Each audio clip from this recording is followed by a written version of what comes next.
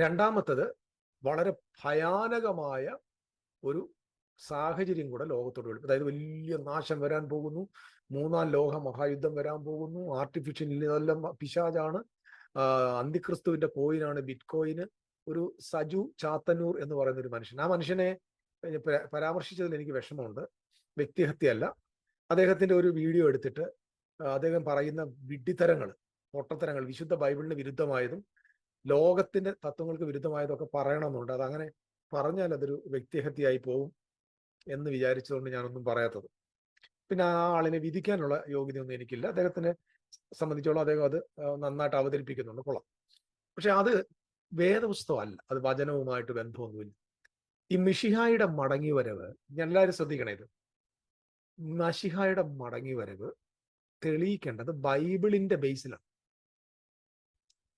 ഈ വിശുദ്ധ തിരുവെഴുത്ത് വെച്ച്, ദൈവത്തിന്റെ വചനം വെച്ച് മിശിഹായുടെ മടങ്ങി വരവ് എന്തിനാണ്, എപ്പോഴാണ് എന്നത് പഠിപ്പിക്കാൻ പറ്റുമോ ഇവർക്ക്? ഞാനിത് സജു ചാത്തന്നൂർ എന്ന് പറയുന്ന ദേവദാസൻ, ഇത് ആരെങ്കിലും അദ്ദേഹത്തിന് ഇത് എത്തിക്കണം. ഞാൻ അദ്ദേഹത്തെ ചലഞ്ച് ചെയ്യുന്നു, വെല്ലുവിളിക്കുന്നു, സ്നേഹത്തോടാകട്ടെ. നിങ്ങൾ ബൈബിൾ ശാസ്ത്രം എടുക്കരുത്, നിങ്ങൾ ഇന്റർനെറ്റ് എടുക്കരുത്, പൊളിറ്റിക്കൽ എടുക്കരുത്, എക്കണോമി എടുക്കരുത്, ഇന്ന് ലോകത്ത് കാണുന്ന ഒരു സാധനവും എടുക്കണ്ട. നിങ്ങൾ വിശുദ്ധ ബൈബിളിനെ, ബൈബിളിലെ വാക്യത്തെ ബൈബിളിലെ വാക്യം കൊണ്ട് വ്യാഖ്യാനിച്ച് യേശുക്രിസ്തുവിന്റെ മടങ്ങി വരവ് ഇനിയും സംഭവിക്കുമെന്ന് തെളിയിക്കാൻ ഞാൻ സജു ചാത്തന്നൂർ എന്ന ദൈവദാസനെ സ്നേഹത്തോടെ വെല്ലുവിളിക്കുന്നു.